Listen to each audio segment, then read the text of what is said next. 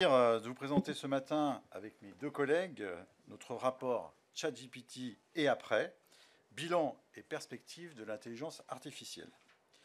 Il répond à une saisine exceptionnelle de notre office par les bureaux de l'Assemblée nationale et du Sénat de juillet 2023. Nous avons fait différents déplacements et de nombreuses auditions dont vous trouverez la liste en annexe du rapport. Notre saisine portait sur les nouveaux développements de l'IA.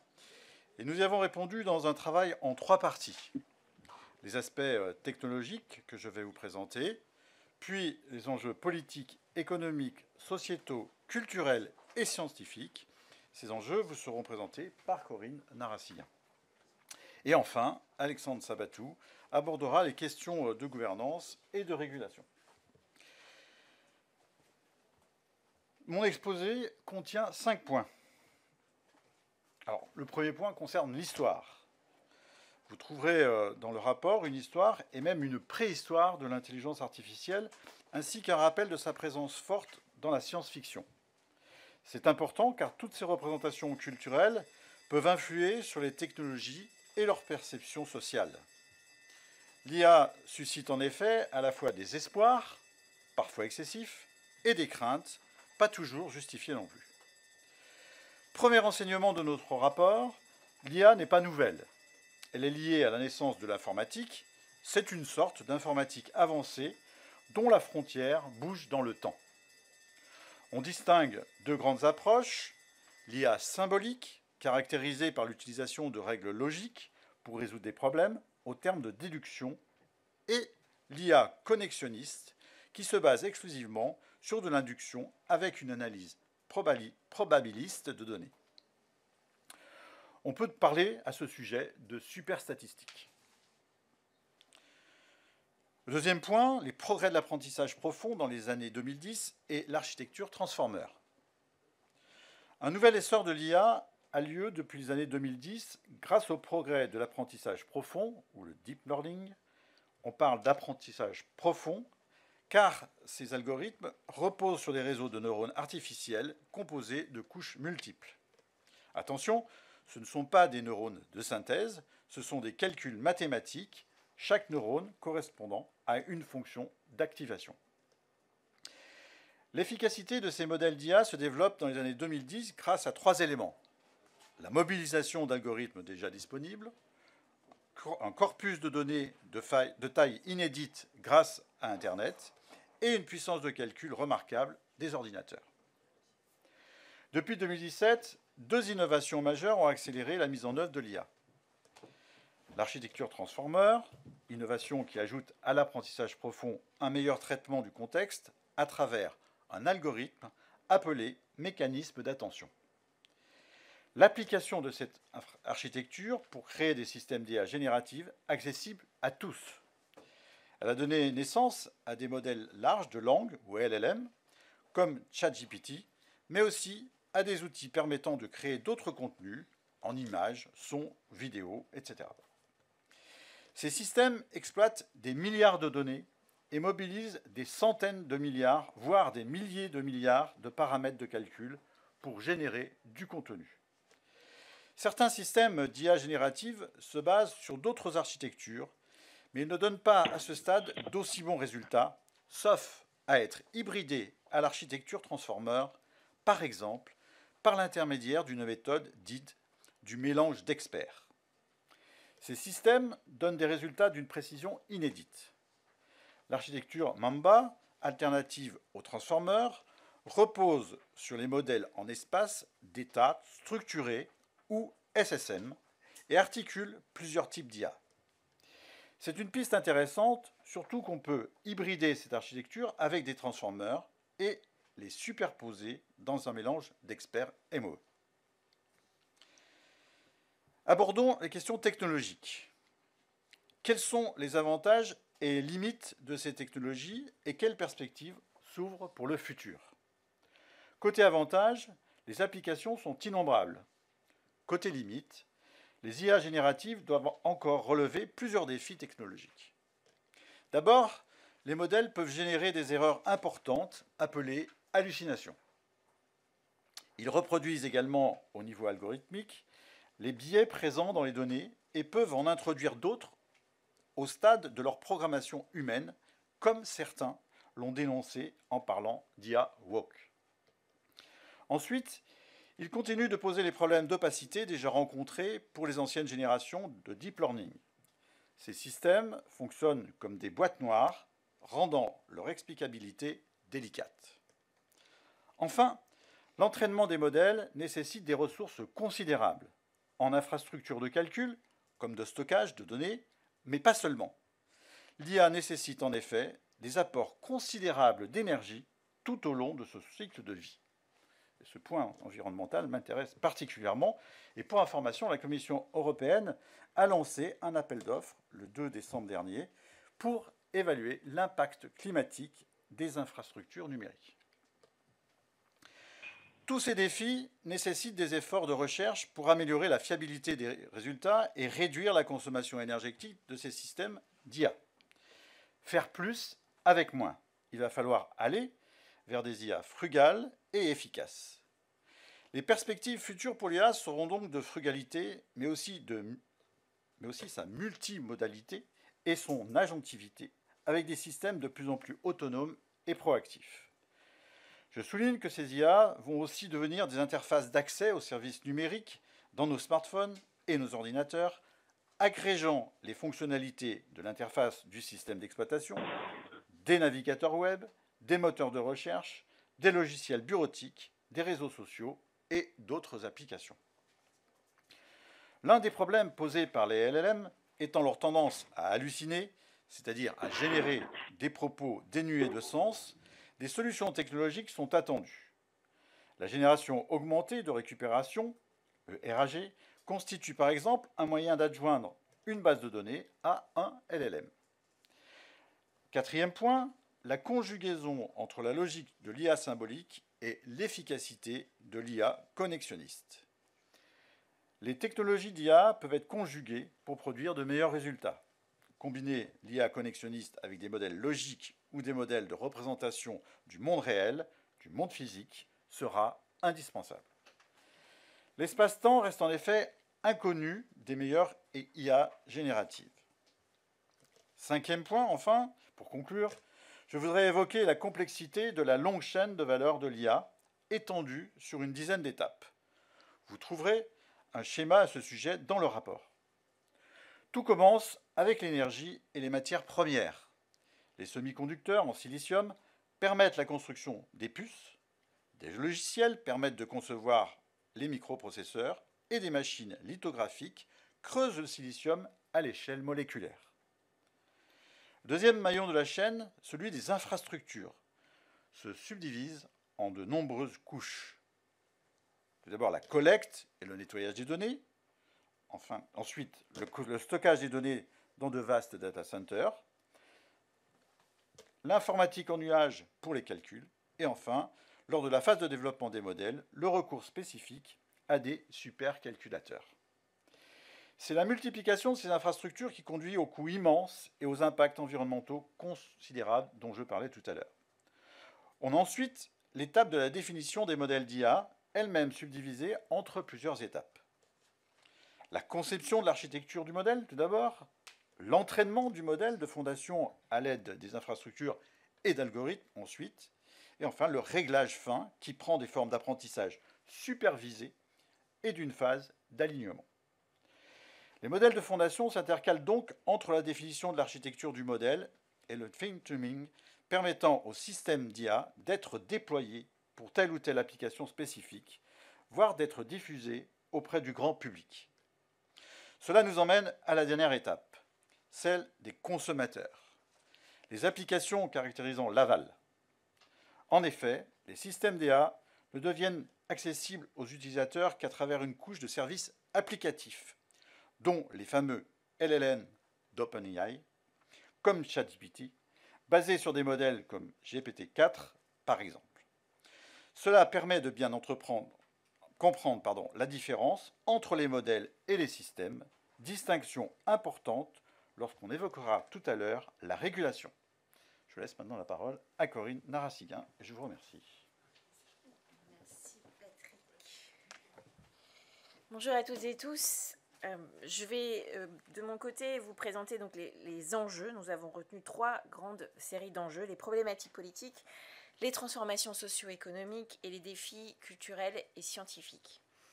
Tout d'abord, donc les problématiques politiques. Je vais commencer par la question de la souveraineté numérique et la géopolitique de l'IA. La recherche en IA est dominée par la recherche privée, plus spécifiquement américaine. Et je reviendrai tout à l'heure sur les aspects culturels et linguistiques. Pour le moment, je voudrais surtout remarquer qu'elle n'est pas seulement un enjeu économique, mais également un levier de pouvoir géopolitique.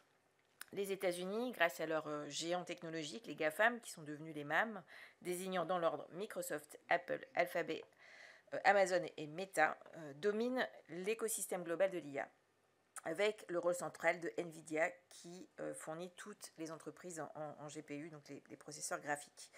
En parallèle, la Chine aspire à devenir un leader mondial d'ici 2030, investissant toute la chaîne de valeur, notamment les semi-conducteurs. Ces derniers sont devenus un enjeu de premier plan qui dépasse la seule filière de l'IA, alors que les 2 tiers des puces restent à ce jour fabriquées à Taïwan. Les autorités américaines et chinoises cherchent à rapatrier une part croissante de cette production sur leur sol.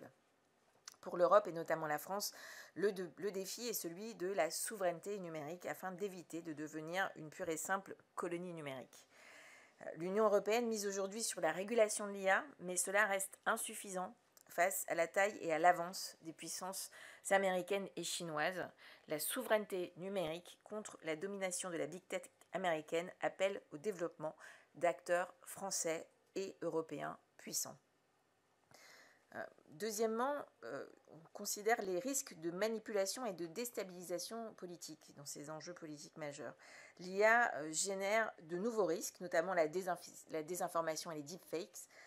Les forces d'information ont toujours existé, mais l'IA nous fait changer d'échelle. Je crois que ça fait partie des sujets qui sont souvent dans l'actualité, en particulier en période électorale.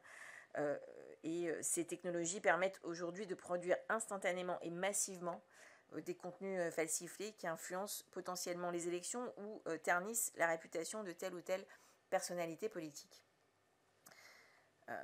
Ensuite, les menaces pour la sécurité et le risque existentiel. On en a beaucoup parlé.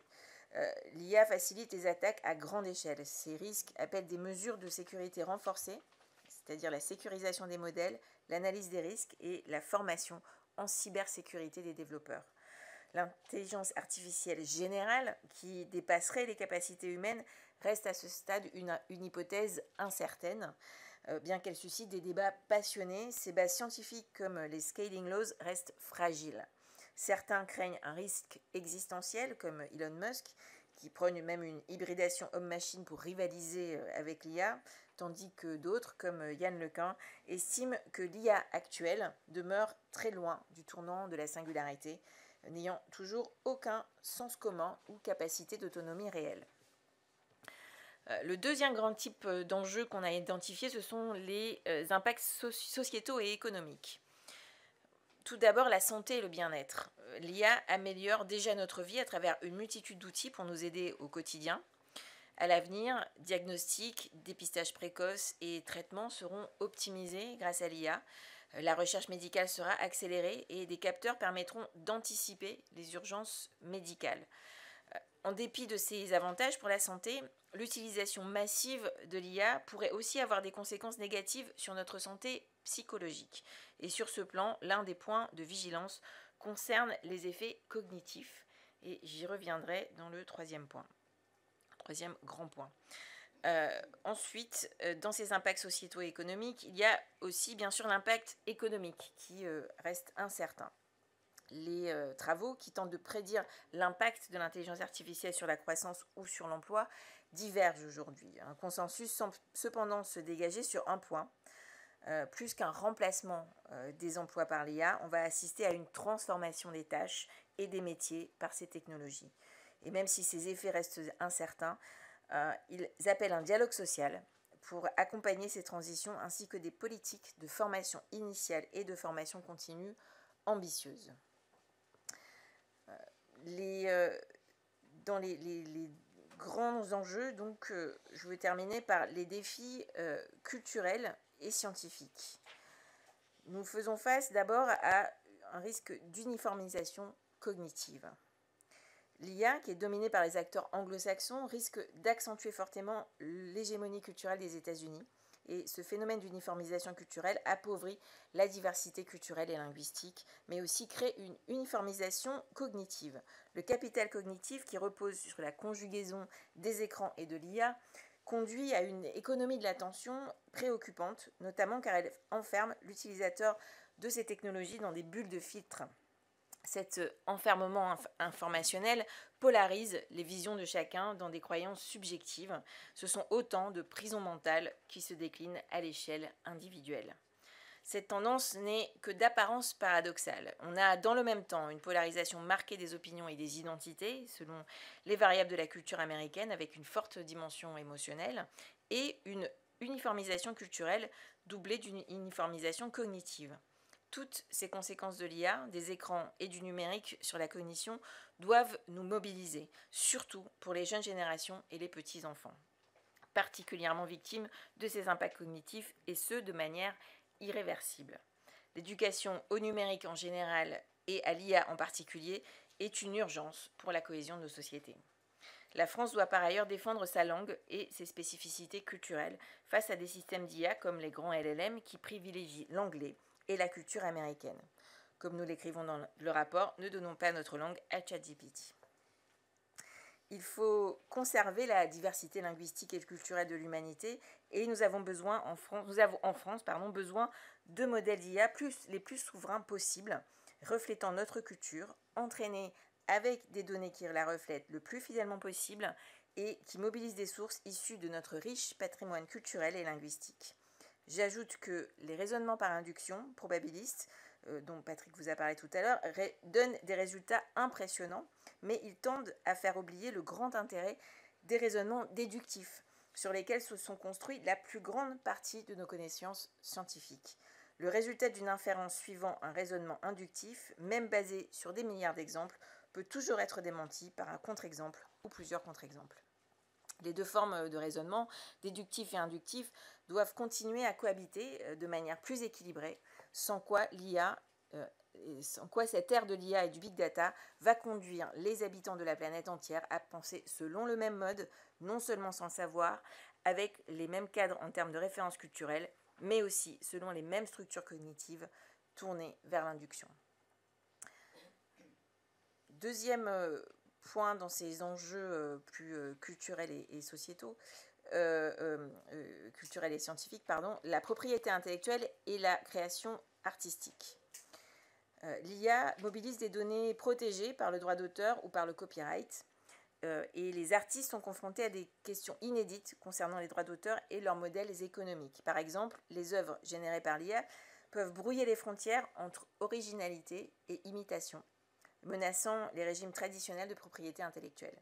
Une réflexion doit s'ouvrir sur le sujet de la propriété intellectuelle et de la création artistique, permettant une clarification des régimes juridiques applicables. Et enfin, une révolution scientifique avec l'IA. Donc, dans le domaine scientifique, l'IA fertilise les autres disciplines et ouvre des perspectives immenses, comme en témoignent les exemples de la génomique, de la modélisation du repliement des protéines ou de la création de jumeaux numériques. Ces avancées permettront de résoudre de plus en plus de problèmes complexes et d'accélérer les découvertes. C'est pourquoi, en 2024, les prix Nobel de physique et de chimie sont l'un et l'autre revenus à des chercheurs en IA. En résumé, l'intelligence artificielle est porteuse d'immenses opportunités, mais aussi de défis complexes. L'IA soulève plusieurs questions éthiques, ce qui renvoie au thème de son alignement.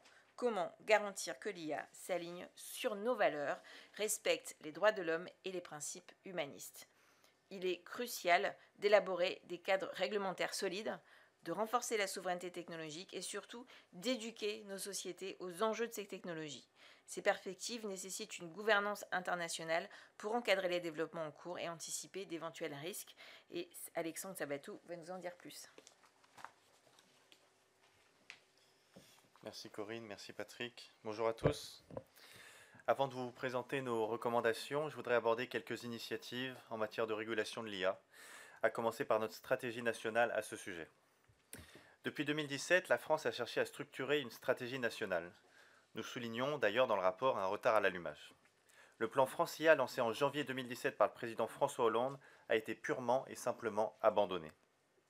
Un an plus tard, sur la base d'un rapport émanant du président de l'Office, notre ancien collègue député Cédric Villani, le président Emmanuel Macron a annoncé le 29 mars 2018 une stratégie nationale et européenne pour l'intelligence artificielle, qui visait à faire de la France un leader mondial en IA. Cette stratégie d'1,5 milliard d'euros n'a donné que peu de résultats. La labellisation de 4 instituts interdisciplinaires de l'IA, le 3IA, le financement des chaires et de doctorats, ainsi que l'investissement indispensable dans des infrastructures de calcul comme les supercalculateurs Jean Zay et Adastra. D'autres limites de notre stratégie nationale en IA sont révélées, y compris par la Cour des comptes qui a publié un rapport en avril 2023 pour évaluer ces stratégies. Le qualifiant de résultats insuffisants, la France ayant continué à décrocher au niveau international depuis 2018. Une coordination interministérielle insuffisante, car nous avons observé que le pilotage de la stratégie nationale en IA reste toujours défaillante. Le coordinateur rattaché initialement à la DINSIC puis à la DGE est sans autorité réelle sur la stratégie et sa mise en œuvre. L'instabilité du titulaire de cette fonction et les vacances répétées du poste sont frappantes et révèlent une fonction problématique et mal définie. Notre stratégie en IA demeure en réalité sans pilote, évoluant au gré des annonces et du plan de communication du président de la République. La Commission de l'intelligence artificielle a proposé en 2024 un investissement massif de 27 milliards d'euros sur 5 ans pour la formation, la recherche et le développement d'un écosystème robuste en IA. En ces temps de rigueur, la mise à disposition de sommes aussi conséquentes pour notre stratégie nationale en IA semble malheureusement peu probable. Nous avons réalisé dans le rapport un benchmark assez poussé de près de 20 hautes stratégies nationales mises en place, dont 6 dans l'Union européenne et 11 dans le reste du monde. Vous trouverez ces éléments dans le rapport, bien évidemment. La réglementation de l'Union européenne, complexe et peu propice à l'innovation, y est particulièrement présentée.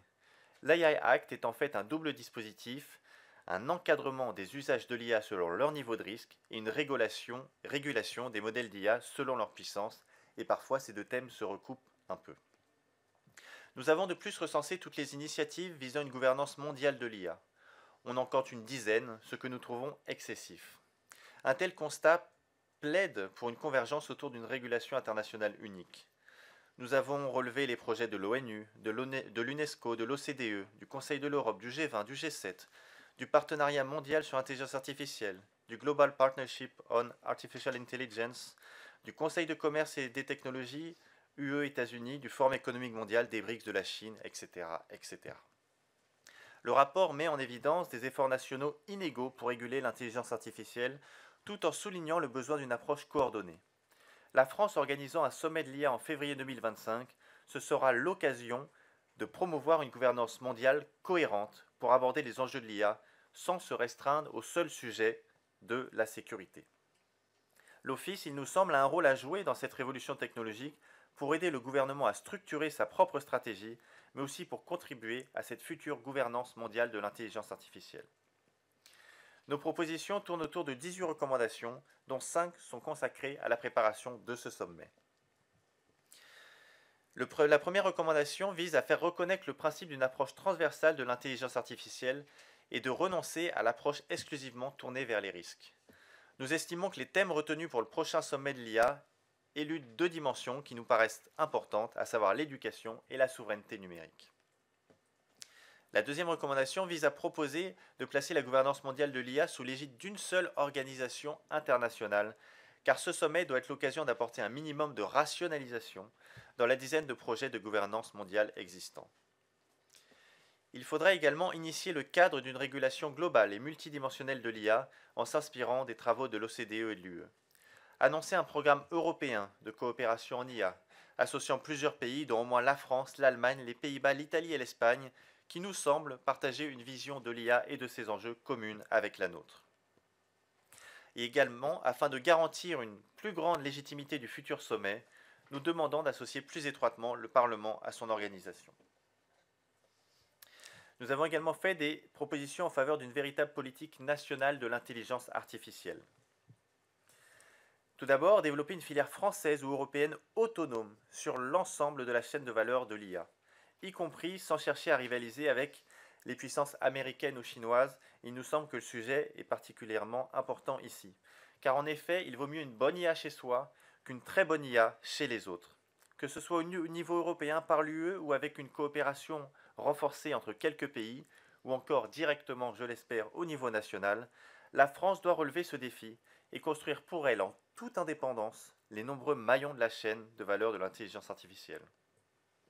Il faudra également mettre en place une politique publique de l'IA, avec des objectifs, des moyens, mais également des outils de suivi et d'évaluation. Plutôt que d'annoncer une stratégie sans objectif, sans gouvernance et sans outils de suivi, il nous faut une véritable politique publique de l'IA avec des objectifs, des moyens réels, dont une gouvernance digne de ce nom et des outils de suivi et d'évaluation. Bref, un cap. Plus largement, la politique de la Startup Nation avec son bras armé, la French Tech, aussi élitiste qu'inadaptée, est à abandonner au profit d'une politique de souveraineté numérique. Nous voulons également organiser le pilotage stratégique de la politique publique de l'intelligence artificielle au plus haut niveau. Comme indiqué, la stratégie nationale pour l'IA ne dispose pas d'une gouvernance digne de ce nom. Il faudra mieux coordonner la politique publique nationale de l'IA, que nous appelons de nos vœux, et lui donner une réelle dimension interministérielle. Il faudra également former les élèves à l'université, former les actifs et former le grand public. De ce point de vue, je vous invite à regarder la partie du rapport qui concerne la Finlande, qui est selon nous un modèle à suivre sur le sujet. Il faudra également accompagner le déploiement de ces technologies dans le monde du travail et la société, notamment par la formation permanente, même s'il est difficile de prévoir l'impact précis que l'IA aura sur le marché du travail. Nous recommandons ainsi de mener régulièrement des études qualitatives et quantitatives sur l'impact de l'IA sur l'emploi, le tissu social et les structures cognitives. Nous souhaitons également lancer un grand dialogue social autour de l'intelligence artificielle et de ses enjeux. Le dialogue social par la négociation collective peut être renouvelé par l'introduction de cycles de discussion tripartites autour de l'IA et ses enjeux. Une opération d'envergure nationale, comme un Grenelle de l'IA, pourrait être organisée. Le dialogue social autour de l'intelligence artificielle devra se décliner dans les entreprises pour permettre une meilleure diffusion des outils technologiques et un rapport moins passionné à leurs conséquences. Mobiliser et animer l'écosystème français de l'IA. Cet écosystème ne doit pas être mobilisé qu'à travers la French Tech, des meet-up à la station F et l'événement annuel Vivatech.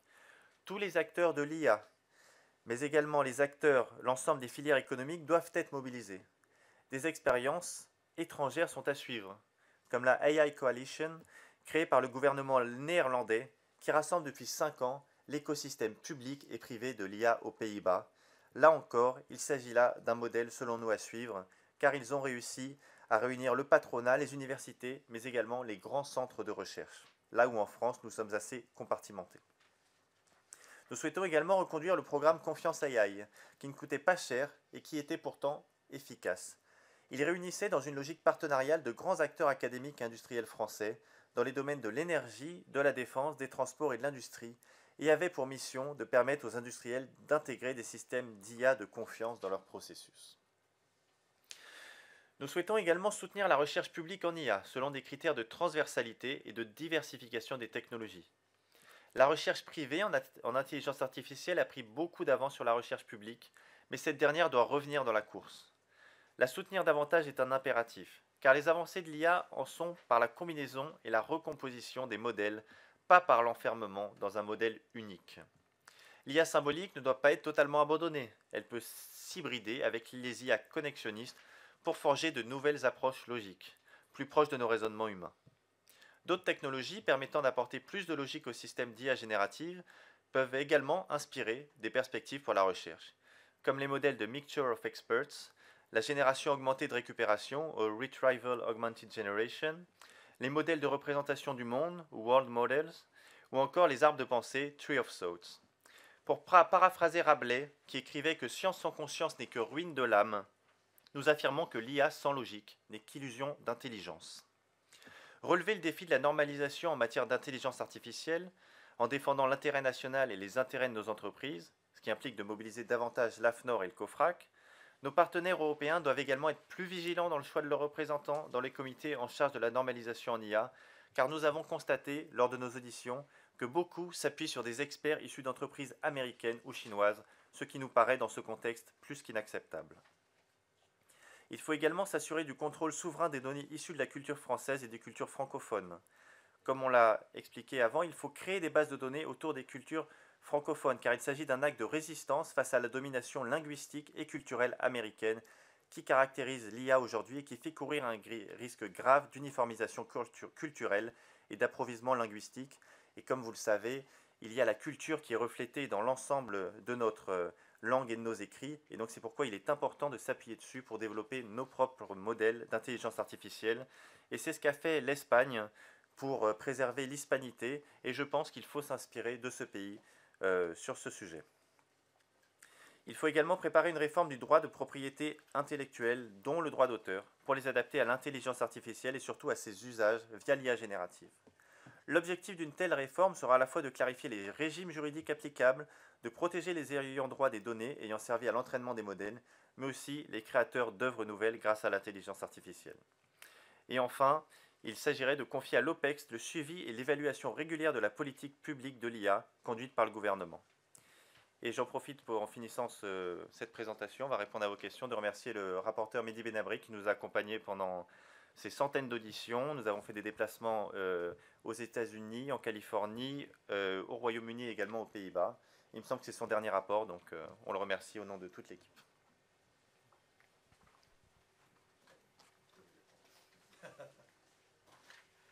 Et donc on est ouvert aux questions.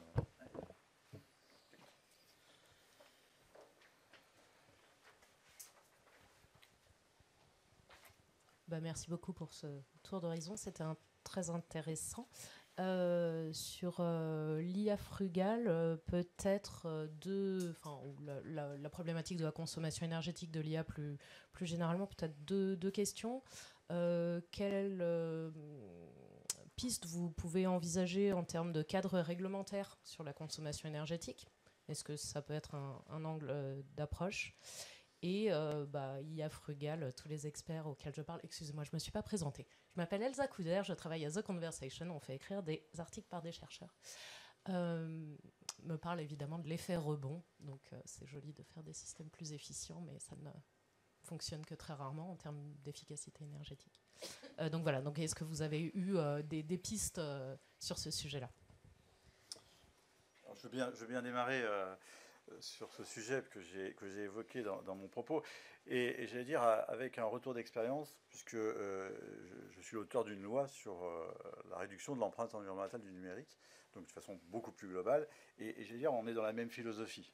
La philosophie, c'est de se dire que globalement, il faudra peut-être qu'on se pousse les uns les autres à faire en sorte qu'à chaque fois qu'on s'engage dans une voie, on en mesure en fait l'impact environnemental, afin que finalement on ait un bilan positif globalement.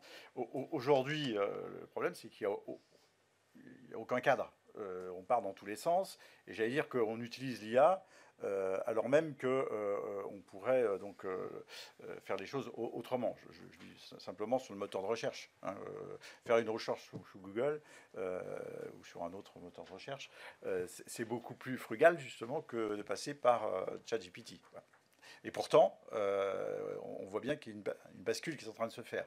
Donc il faudra une prise de conscience et là aussi encadrer les choses pour pouvoir faire en sorte qu'on limite cet impact environnemental. Je mets juste en garde, et je pense que c'est ce qu'on a essayé de faire dans le rapport, notamment sur l'encadrement où en France et dans l'Union européenne, on a tendance à énormément réglementer. Ce qu'on a constaté, c'est que ça a pu ralentir les entreprises, refroidir certains entrepreneurs qui ont préféré, et on les a rencontrés aux États-Unis, en Californie, qui se sont dit ici c'est beaucoup plus libre. Donc faisons très attention sur la réglementation, les enjeux climatiques sont très importants, personne ne le nie, mais aux États-Unis, ils font malheureusement beaucoup moins attention à ça, et je pense qu'il va falloir plutôt pousser ça. Comme je vous ai dit, on aimerait que ça soit plutôt au niveau de l'ONU qu'on arrive à discuter de ces sujets, et je pense que le sujet du réchauffement climatique est un sujet mondial, et c'est au niveau mondial qu'on arrivera à trouver les réponses, et où il faudra essayer d'encadrer tout le monde de ce point de vue-là, pour éviter qu'on se tire une balle dans le pied. Oui, et peut-être juste pour compléter par rapport à ça, je pense que la recherche dans l'IA frugale reste encore assez embryonnaire en réalité, et donc il y a une question non seulement au niveau des algorithmes, mais aussi même faut regarder sur toute la chaîne de valeur, parce que c'est pas juste la question des algorithmes aujourd'hui, c'est aussi la question d'avoir des processeurs qui consomment moins, etc. Donc il y a plein de niveaux de recherche où pour l'instant on est encore au balbutiement, pour avoir vraiment beaucoup moins de consommation globalement. Il y a aussi évidemment la question des data centers, donc ça concerne pas que l'IA, donc c'est toute la chaîne de valeur qu'il faut regarder sur la consommation d'énergie. Et par ailleurs, il y a aussi la question de l'appropriation des applications, les usages qu'on en fait, et donc la formation et le fait qu'on doit éveiller chacune et chacun au fait que, effectivement, comme tu disais Patrick aussi, sur le fait que il faut aussi utiliser l'outil approprié.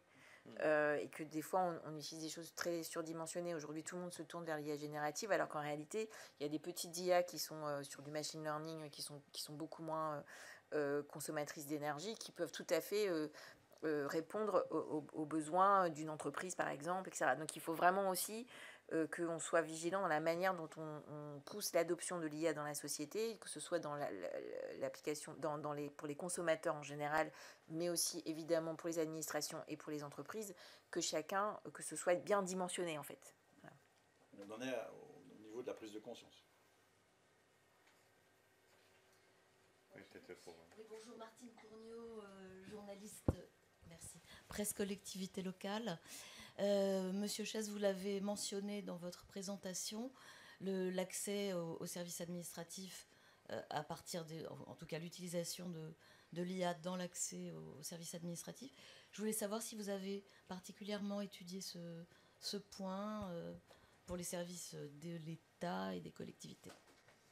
Non, on n'a pas étudié précisément ce point, mais c'est un sujet d'ailleurs qui a fait l'objet d'échanges dans le cadre du projet de loi de finances qu'on est en train de travailler, notamment sur les questions d'inclusion numérique. On a le sentiment dans la présentation budgétaire qui a été faite, c'est que l'inclusion numérique était dans une phase plutôt de régression, considérant qu'on avait atteint déjà un certain nombre d'objectifs. Et notre vision, elle est plutôt de dire non, attention, il va falloir qu'au contraire, on aille encore plus loin sur l'inclusion, et notamment avec l'arrivée de l'IA, qui va être un nouveau pas pour nos concitoyens. Donc, pour l'instant, il n'y a pas d'exemples très concrets, mais on sent bien qu'il y a une tendance qui va nous pousser dans cette direction. Pour continuer, le rapport, il est quand même très macro. On a essayé de décrire la technologie, les enjeux, et donc on n'est pas rentré dans les détails comme ça. Patrick, qui connaît très bien le numérique, on l'a remarqué lors de nos auditions, en fait, le numérique est une étape qui arrive avant l'IA, et donc il va falloir régler ces problèmes de zones blanches que l'on a notamment dans les petites communes. Enfin, moi, je suis dans l'Oise, on n'est même pas à 40 km de Paris, et il y a des endroits où mon portable ne passe pas, et donc aller utiliser ChatGPT ou des IA dans ces conditions. Après, on constate quand même que grâce aux IA, si on arrive à les internaliser, on peut très bien imaginer une IA service public qui va vous aider à faire les impôts.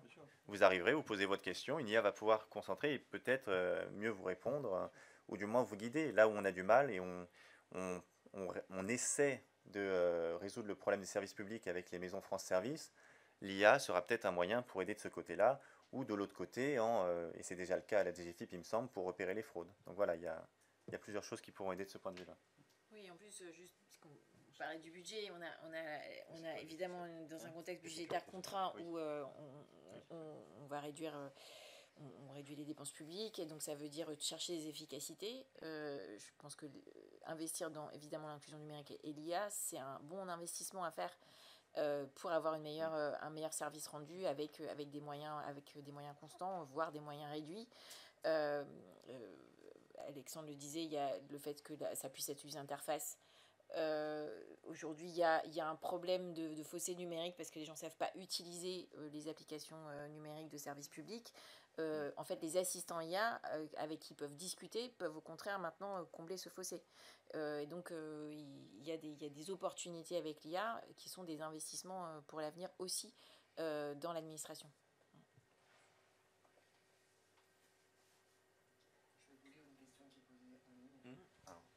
Donc une question en ligne de monsieur Sylvain Roland pour la Tribune. Vous avez mentionné 2 thèmes majeurs, éducation et souveraineté, absents des thématiques du sommet sur l'IA de février prochain.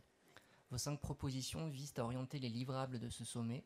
Pensez-vous que le sommet tel qu'il est préparé actuellement est à côté des enjeux?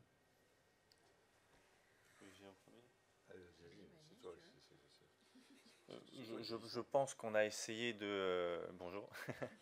Je pense qu'on a essayé de compléter les enjeux parce que nous, enfin vraiment, on essaie d'insister là-dessus dans le rapport, c'est qu'aujourd'hui, dès qu'on parle d'IA, c'est pour parler de sécurité, de risque, c'est la fin du monde.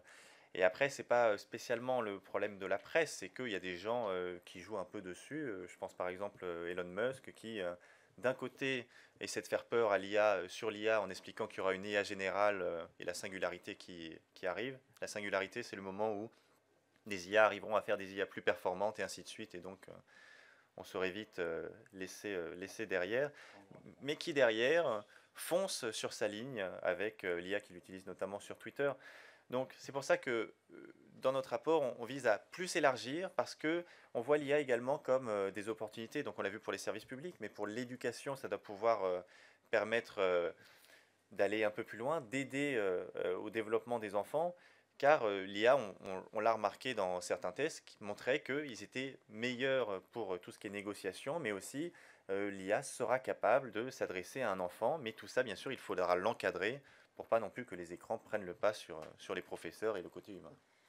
Oui, juste par rapport au sommet de l'IA, il faut quand même noter qu'il y avait eu le premier sommet de l'IA qui avait été organisé à l'initiative des Britanniques à Bletchley Park, était vraiment complètement axé sur la risque existentielle. Et donc, nous, on salue quand même l'initiative française qui a voulu changer cette focale et donc pas ignorer bien sûr les risques existentiels, on en parle aussi dans notre rapport et il faut qu'on reste vigilant là-dessus, mais il y a des risques qui nous paraissent plus immédiats et c'est beaucoup de ce qu'on a développé dans le rapport et donc déjà au départ il y avait quand même, donc c'est parce que la question c'était est-ce que l'agenda du sommet de l'IA en France est à côté de la plaque? Non, c'est pas à côté de la plaque, c'est simplement ça nous paraît incomplet. C'est pour ça qu'on a fait des propositions complémentaires.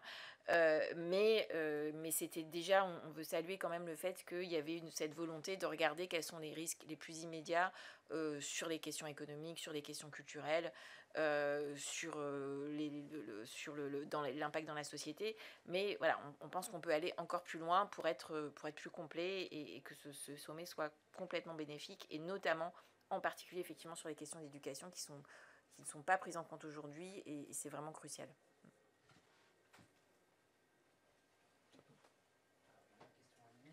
Donc une question en ligne de Robert Cassou, ex-rédacteur en chef à l'Obs. Comme au début d'Internet, faute de prise de conscience, sauf ceux qui, comme vous, s'y consacrent, nous travaillons à entraîner les bases anglo-saxonnes.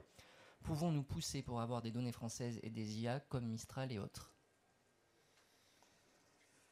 Pouvons-nous, on peut toujours, et c'est la volonté. Donc on met en garde sur le sujet pour dire oui, il faut effectivement qu'on se prenne en main et il faut qu'on apporte notre contribution, mais aussi nos spécificités dans l'IA. Maintenant, voilà, c'est une recommandation que l'on fait, on y croit, il faudra transformer l'essai. Il y a une prise de conscience quand même au niveau européen, je crois, d'investir là-dedans et de regarder ce que ça veut dire, parce que c'est un continent avec beaucoup de langues, et donc on a cette problématique dans beaucoup d'autres pays européens. En France, on a la chance d'avoir une langue qui est quand même, la francophonie dépasse le simple pays, alors qu'il y a d'autres pays européens où ils ont d'autres problématiques, qui est qu'ils ont une base encore plus restreinte. Mais non, évidemment, il y a un enjeu majeur, parce qu'il y a un enjeu cognitif, comme j'en parlais tout à l'heure. Il y a un enjeu aussi d'avoir une IA qui est meilleure, en fait, parce que si elle comprend mieux ce qu'on dit, en fait, elle sera meilleure pour nous répondre. Et donc, c'est vraiment un enjeu essentiel dans lequel on doit vraiment investir. On a beaucoup insisté là-dessus dans le rapport.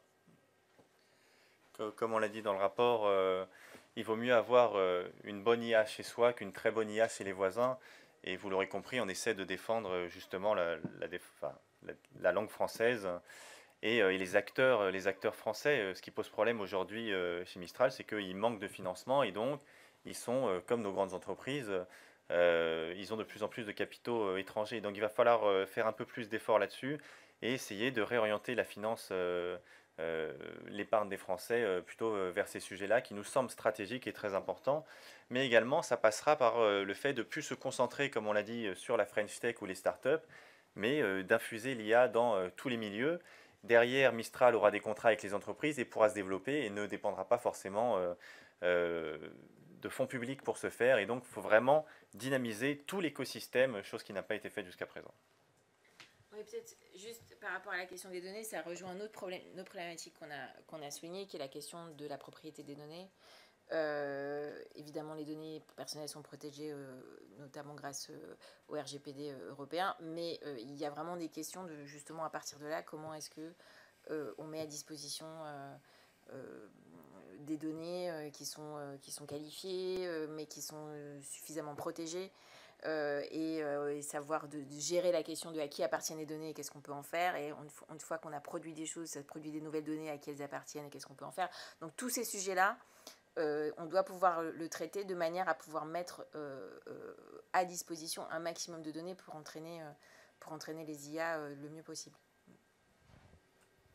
Gareth Schnorokian, journaliste chez Frontières. Est-ce qu'on a la moindre chance de concurrencer les Américains pour deux raisons? Les budgets sont en dizaines de milliards aux États-Unis et les réglementations en France. Vous parliez de la RGPD, justement. La RGPD est un frein au développement de l'IA, tout comme toutes les réglementations que Thierry Breton a mis au niveau de l'Union européenne. Est-ce qu'on a la moindre chance de développer une IA en France ou en Europe? Moi, j'y crois sincèrement parce que le sujet n'est pas d'avoir nécessairement la meilleure, mais on peut en avoir une très bonne qui fait le travail. Si on revient sur les technologies un peu du passé, moi je pense au VHS par exemple. Chez nos voisins, ils avaient des lecteurs différents. Bon, bah, en France, on avait tous un VHS, ça marchait très bien. Peut-être que ça marchait mieux en étant plus petit et que ça s'enroulait mieux, ça se déroulait pas mieux les bobines. Enfin, voilà, donc il y a plein d'exemples comme ça qui montrent qu'une bonne IA chez nous pourrait très bien marcher et nous aider au quotidien sans forcément avoir la Mercedes ou la Rolls-Royce des intelligences artificielles. Donc moi j'y crois sincèrement, on a les moyens de le faire, on a le génie français, sincèrement, on le savait déjà, mais on s'en est rendu compte en Californie, on parle de mafia française là-bas. Ça veut dire que nos talents, tous nos ingénieurs qui sortent de Polytechnique, de l'ENS, sont tellement brillants qu'on se les arrache en Californie. Mais il y en a qui ont quand même fait le choix de rester chez nous et qui sont capables de développer ces solutions. Il faut leur laisser les clés et de la liberté pour faire tout ça, et on arrivera à s'en sortir, je suis persuadé. Et je finis juste sur un exemple tout simple, mais par exemple, si on regarde la Corée du Sud, la Corée du Sud n'a pas forcément été un très grand pays pendant l'histoire, mais en attendant, ils ont développé Samsung, ils ont réussi à devenir les numéros 1 sur le marché du mobile en concurrence avec Apple. Donc la France, je pense qu'on peut avoir de l'ambition et être capable d'arriver à faire sur ces sujets. Juste, on a abordé effectivement la question de la régulation, et il me semble intéressant de pouvoir rebondir là-dessus. Déjà, pour confirmer ce que dit Alexandre, c'était assez intéressant d'aller en Californie pour parler français, parce qu'on a rencontré que des Français. Donc, dans toutes les grandes entreprises américaines, en fait, il y en a qu'un en particulier, mais pas que, y compris chez OpenAI, chez Google, etc. On a rencontré énormément de Français. Sur la question de la régulation, ce qui a été assez révélateur d'ailleurs dans nos échanges et nos missions, c'est que en fait les grands opérateurs, notamment américains, attendent la régulation. C'est assez incroyable, même surprenant, d'entendre des gens de chez Google nous dire mais nous finalement on est plus à l'aise avec un cadre que sans cadre. Parce que quand on a un cadre, bah, si on est dedans, on est sûr de pouvoir être sur le marché et de pouvoir conquérir ce marché. Alors que si on n'a pas de cadre, un jour, peut-être le cadre va arriver et on va se trouver juste à côté et ça va nous poser un certain nombre de difficultés. Donc la régulation, je l'entends, et on l'entend chez pas mal d'entreprises, qui est de dire la régulation nous limite, nous empêche, etc. Mais je pense que elle est utile aussi. Voilà. Donc, et la France et l'Europe, finalement, sont considérés peut-être comme étant un peu les leaders de la régulation mondiale, hein, pour pouvoir donc ouvrir les marchés, en tout cas les structurer. Donc ça, c'est aussi quelque chose d'important. Donc, effectivement, il faut rester humble, il faut rester sûrement donc, le plus souple possible, mais il faut malgré tout qu'on puisse avancer sur le sujet. Et juste pour compléter, il y a peut-être un mot qu'on n'a pas prononcé, c'est l'IA de confiance. Et donc, par rapport à ce que disait Patrick, on se voit très bien qu'il y a ce sujet énorme. Les entreprises qui fabriquent de l'IA aujourd'hui ont déjà été confrontées à des problèmes parfois avec justement les hallucinations, le fait que... Et donc, le fait que le consommateur puisse avoir confiance, c'est donc aussi un argument économique pour ces entreprises. Et quelque part, le fait qu'elles puissent se revendiquer d'un label, plutôt qu'à avoir à démontrer par elles-mêmes que leur IA est de confiance, quelque part, c'est aussi un atout pour elles. Et donc, même si elles ne réclament pas la régulation, elles préfèrent officiellement s'en plaindre. En réalité, effectivement, elles l'attendent. Elles ne veulent pas que ce soit trop restrictif, mais en fait, elles attendent des règles. Et donc, on a aussi un enjeu dans la manière dont, sachant qu'il y a un executive order du président Biden qui est effectif cette année, et qui donc va quand même mettre en place, même si ce n'est pas complètement contraignant, mais qui met en place des règles aux États-Unis. Il y a de la possibilité de législation, même s'il y a eu des ralentissements ces derniers temps en Californie, qui peut arriver. Donc évidemment, comme les entreprises sont beaucoup californiennes, ça va avoir un impact. Donc on voit bien que même les législateurs américains réfléchissent à la régulation, parce qu'ils voient bien qu'il y a besoin de cette question de la confiance pour que ça puisse être aussi une réussite économique. Et puis autre chose sur la régulation européenne. Donc il se pose quand même la question de comment on met en œuvre l'IA Act pour que ce soit à la fois un cadre qui permet d'avoir cette confiance, mais qui ne soit pas trop contraignant de manière trop dure, qu'il y ait une flexibilité pour ne pas entraver le développement, la recherche et l'innovation. Et à ce sujet-là, je pense que la question, c'est est-ce qu'on doit absolument essayer de devenir plus gros que ChatGPT, ou est-ce qu'on doit faire comme ce que font par exemple les Néerlandais, chercher les IA de toutes les niches dans lesquelles on peut se placer, devenir des références et grandir à partir de là. Voilà, donc je pense qu'il y a aussi des stratégies différentes. On n'est pas tous obligés d'essayer de devenir le prochain ChatGPT. Pierre Robert pour France Culture. Je veux rebondir déjà sur ces chercheurs français que vous rencontrez en Californie. Est-ce que, en marge de ça, ça pose pas la question du sous-financement de la recherche en France et le fait que, particulièrement en IA, du coup, nos chercheurs se retrouvent à l'étranger? Et puis, une deuxième question, il y a une étude qui vient de sortir sur l'impact mondial de l'intelligence artificielle qui prévoit que d'ici 5 ans, la rémunération des artistes va baisser de 24%, dans l'audiovisuel, ce sera 21%. On sait que l'utilisation non autorisée des œuvres pour alimenter les modèles des IA, c'est un des gros problèmes. Est-ce qu'on n'est pas déjà très en retard sur ce sujet? Et comment on les protège et comment on encadre sans trop encadrer, puisque visiblement ça peut aussi être un frein, et à quelle échelle ça se joue, puisque effectivement les lois diffèrent d'un pays à l'autre. Voilà. C'était quoi la première question? C'était l'impact sur la culture. Et la toute première question, c'était quoi? Sur les chercheurs français, le Ah oui, sous-financement de la oui, recherche oui, en France. Je peux peut-être répondre très rapidement là-dessus. C'est vrai qu'au niveau de la recherche française, on peut parler des salaires qui ne sont pas forcément au niveau, mais après, c'est compliqué. On est dans une crise budgétaire et malheureusement, le secteur de la recherche, c'est quelque chose qui est... c'est les premières pistes d'économie, malheureusement, pour les gouvernements qui succèdent. Peut-être pas que la question salaire, parce qu'on voit aussi l'intérêt de partir dans des grandes entreprises, etc. Et si on a des grandes entreprises qui se développent sur notre territoire, il y a certains chercheurs qui le disent d'ailleurs déjà aujourd'hui, qui veulent rester. Mistral, par exemple, En fait, je vous ai parlé très succinctement du modèle néerlandais. Les Néerlandais, ce qu'ils ont réussi à faire, c'est que nous, en France, comme je vous ai dit, on est très en silo. Il est chercheur, il fait de la recherche toute sa vie dans son labo, il n'en sort pas. En Hollande, ce qu'ils ont réussi à faire, c'est le chercheur, il va développer sa thèse, ses sujets, tac, il va partir 3-4 ans, ou peut-être un peu plus, dans l'industrie, où il sera mieux rémunéré, parce que, pour des raisons évidentes. Et donc, ils arrivent à faire ces allers-retours, en fait. Et au contraire, le monde de la recherche est content d'avoir des personnes qui ont fait un peu plus de pratique, Et de l'autre côté, les entreprises sont contentes d'avoir quelqu'un qui est vraiment expert sur le sujet. Et donc je pense qu'on arrivera à trouver un compromis si on arrive à développer un système plus proche de cela, mais ça demande de faire évoluer quand même les mentalités. Je vous laisse sur la partie culture.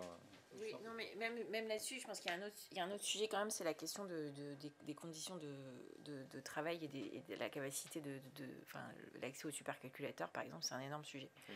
Et donc là, il y a un investissement notamment au niveau européen, parce que chaque pays, on n'y arrivera pas tout seul, parce que là, on voit bien qu'on n'est pas, on est même pas en compétition en fait, par rapport à ce qu'il y a comme ce qu'ils sont en train de construire aux États-Unis en termes de supercalculateurs et ce qu'on a disponible en Europe. Là, on est vraiment très en retard. Donc là, il y a une urgence.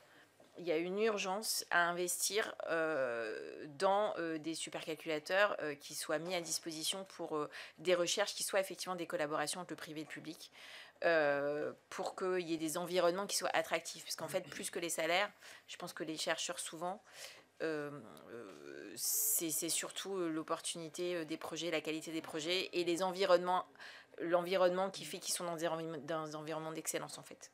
Voilà. Et donc, c'est vraiment ça là où on est en retard et où il faut qu'il y ait vraiment une prise de conscience pour qu'on puisse être compétitif là-dessus. Pour revenir sur votre question sur le monde de la culture, quand je prends des pincettes pour parler de régulation, je dis qu'il ne faut pas réguler a posteriori ou sur le produit en lui-même, mais il faut réguler sur les finalités. Typiquement, le sujet que vous soulevez sur les artistes, moi j'ai vu beaucoup Allociné qui s'est bougé sur le sujet des doublages, qui commence à faire preuve. C'est là-dessus qu'il va commencer, on n'a pas de réponse clé en main à vous proposer, mais c'est typiquement sur des sujets d'actualité, que ce soit par exemple les deepfakes, des choses qu'on arrive à sentir, qu'il y a des vrais risques, et c'est ça qu'il faut encadrer. Et c'est là où il va falloir voir avec les juristes comment on arrive à faire avancer les lois pour que ça soit mieux rémunéré, que les textes qui ont été utilisés pour entraîner les modèles servent aux modèles et donc il y a une rétribution financière de ce point de vue-là. Voilà, il y a des pistes à avoir. On n'est pas rentré dans le détail. Mais... Votre question, c'est de dire, est-ce que c'est pas trop tard? Alors évidemment, ce serait mieux d'avoir vu les choses plus tôt. Mais je ne pense pas que ce soit trop tard. Je pense qu'on est vraiment à un moment de l'histoire où il faut vraiment se poser ces questions et trouver les solutions, ou en tout cas le bon équilibre. Moi, quand on parle de régulation, je pense que je dirais bien qu'il faut qu'on aille sur de la régulation raisonnée. C'est-à-dire qu'il ne faut pas qu'elle soit excessive parce qu'effectivement, ça va donc limiter les initiatives. Mais en même temps, on voit bien il faut quand même un cadre, il faut quand même qu'il y ait des règles qui soient donc édictées pour pouvoir donc retrouver ces équilibres, ou en tout cas ne pas les impacter plus qu'ils ne le sont. Je pense qu'il y a deux sujets dans votre question. C'est qu'il y a la question de la propriété intellectuelle, et ça finalement, c'est pas une nouvelle question. Et on a eu aussi un problème de retard à l'allumage quand il y a eu déjà... pour ceux qui s'en souviennent, les premiers logiciels de peer-to-peer et avec la musique et Napster et tout ça.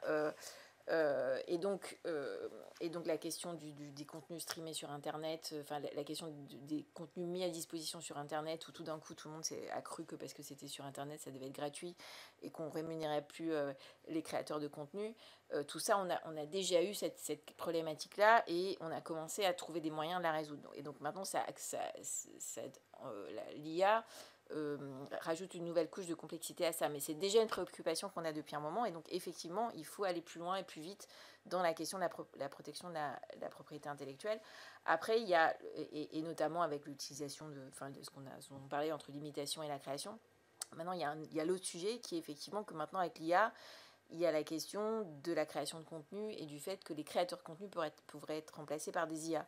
Et ça, honnêtement, je ne sais pas à quel point les études qu'on a aujourd'hui sont prédictives, parce que peut-être que ceux qui sont payés à faire du scénario de série B, payés à la ligne, ils vont peut-être perdre leur boulot vis-à-vis de l'IA, mais enfin, je pense que ça peut aussi pousser à autre chose en termes de créativité et de ce qui vraiment est diffusable en termes de contenu. C'est-à-dire qu'il peut y avoir des consommateurs qui très vite se désintéressent des choses qui sont de toute évidence produites par l'IA, quoi. parce qu'il y a une uniformisation quand c'est produit par l'IA.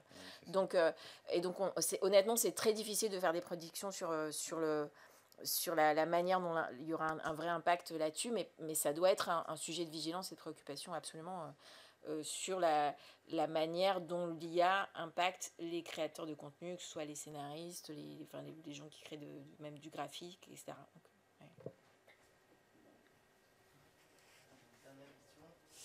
Donc une question en ligne de Sylvain Roland, à nouveau pour la tribune. Le rapport, notamment dans sa dimension critique de la stratégie française, est-il soutenu par les coprésidents de l'OPEXT? Et l'avez-vous présenté au gouvernement? Et si oui, pour quelle réaction? Alors, Le gouvernement. présenté au gouvernement, On va attendre un peu. pas encore, c'est prévu. Donc C'est pas lequel encore. des contacts ont été pris, donc voilà. Mais évidemment que ça sera fait. Et concernant l'OPEX, évidemment, on l'a présenté en séance plénière mercredi dernier, il y a une semaine. Jeudi dernier, excusez-moi. Et donc, voilà, il a été effectivement validé par l'OPEX. À l'unanimité. Oui. Pour ajouter quelque chose, il faut savoir que nos assemblées respectives, je suis député, sont assez peu scientifiques.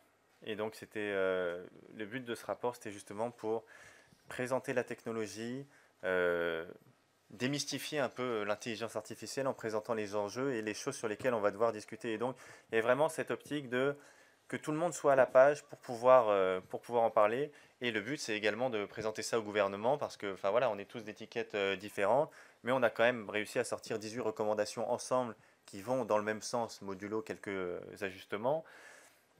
Et donc l'objectif, c'est vraiment que la France s'en tire mieux avec ça parce que globalement, on veut sa réussite. Donc, voilà. Et on encourage bien sûr nos collègues parlementaires dans leurs commissions respectives à se saisir du rapport pour aller plus loin parce qu'on fait un travail de fondation finalement et après c'est à chaque commission aussi de pouvoir aller plus loin.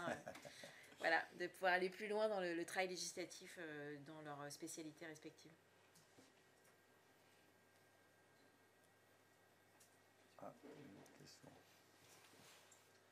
Bonjour, Aude Brest, journaliste pour Alliancy. Vous avez parlé de créer une base de données francophone. Moi, je me demandais, ce serait par quel type d'organisation concrètement que ce serait créé? Le but, c'est pas de créer une seule base de données francophone, c'est d'encourager le fait qu'il y ait des IA qui puissent être entraînées sur un maximum de bases de données françaises, francophones, en français, donc en diverses versions de français par ailleurs, selon les pays, et donc d'encourager toute la mise en commun de ces données-là. Mais après, justement, il y a la question de savoir à qui appartiennent ces données et donc dans quel cadre elles peuvent être mises à disposition et à qui. Mais ce qui est important, c'est de prendre conscience déjà du fait qu'on a besoin de faire ce travail, de repérer quelles sont les bases de données qui sont utilisables, comment elles peuvent être mises en disposition, comment elles peuvent être mises en commun, rassemblées, etc. Mais on en a des bases de données. Enfin, on peut penser à l'INA, par exemple. Toutes les archives qu'on a et qu'on garde précieusement, et c'est un trésor national pour le coup, peuvent aider à entraîner ces modèles. Mais après, comme l'a dit Corinne, il n'y a pas que la France, il y a toute la francophonie. Donc, on peut aller du côté de Québec, du côté de l'Afrique, partout où on parle français. Ça pourra aider à alimenter le système et apporter une certaine diversité qui, je crois, renforcera les modèles. Dit autrement, en fait, c'est plutôt dire qu'il faut qu'on soit vigilant à ce que les bases de données ne soient pas qu'anglo-saxonnes. C'est ça le sujet. N'est-ce pas? Ben oui. Très bien. Ben, merci beaucoup. Merci. Et bonne lecture. Oui. C'est assez épais.